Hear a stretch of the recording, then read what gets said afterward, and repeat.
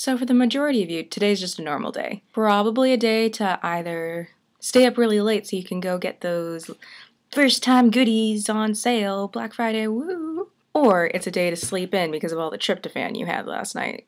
But for a few of us, today's just a little bit more special this year. You see, today is Square Day. What is Square Day, you ask? It's an event to tell everybody who works on the series Squaresville, which, if you're not watching, you should be, to tell the cast and everyone involved that, well, they're awesome. When I was approached with this idea, I was given several ideas as to what I could make this video about. I could sing about it, enact some scenes, and to be honest, I wasn't sure what I should do. I mean, I want this to be cool. It's the inaugural Square Day. However, seeing as how I'm filming this video on Thanksgiving, I figured it might be nice to list out a couple reasons as to why I'm thankful for Squaresville. It emphasizes a very important truth. It's okay to be a little square.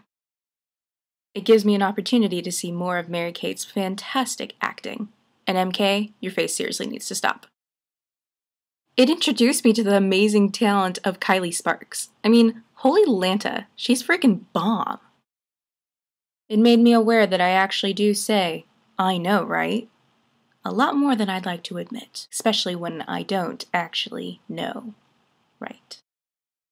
It gives a glimpse into the teenage life that a lot of TV shows, movies, and lots of other web series tend to miss. Like Tom Clancy said, the difference between reality and fiction has to make sense. And even though Squaresville is fiction, I think that it captures the fact that reality doesn't make sense all the time. Things happen. You want to go on adventures, and sometimes you're not going to necessarily know why or what for. That's okay. I think that Squaresville really captures that. It feels real. It shows friendship in both its good and not so good forms. I don't know about you guys, but I've been in a situation that was like the finale. And I was on Esther's side, and I know how much it hurts. And I don't know, I'm really thankful that they portrayed that so well. You get both sides of the story. That's something you don't get in reality. You only get your side. That's it. Whereas in Squaresville, we see why Esther was hurt. We also see Zelda's side. Like one of my favorite authors says, truth resists simplicity. It's not always as easy as someone's right and someone's wrong. Sometimes it's a little bit of both. It showed me that I'm not the only one that grew up hating where I was. Sure, you can always say you're not alone on that, but to have someone take those thoughts and put them into a show or a book or a movie, you can see someone physically experiencing something that you're going through.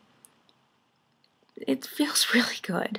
I grew up in a not-so-small town, but a really boring one, and I always wanted to get out. That's why I came here to Texas for college. I mean, I didn't really think I was going to relate too much to Zelda in this series. I'm really a lot more like Esther than I am her, but it was illuminating to see Zelda in that light. And I'm really thankful that Squaresville let me see that.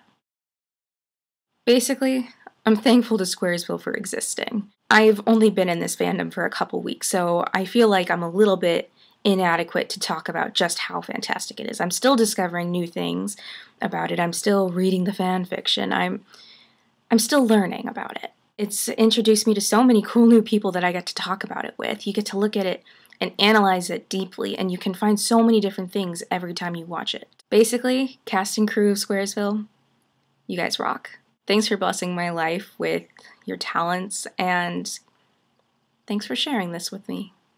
Thanks for sharing it with all of us. And even though I'm sure I don't need to remind you, stay square and fight the robots.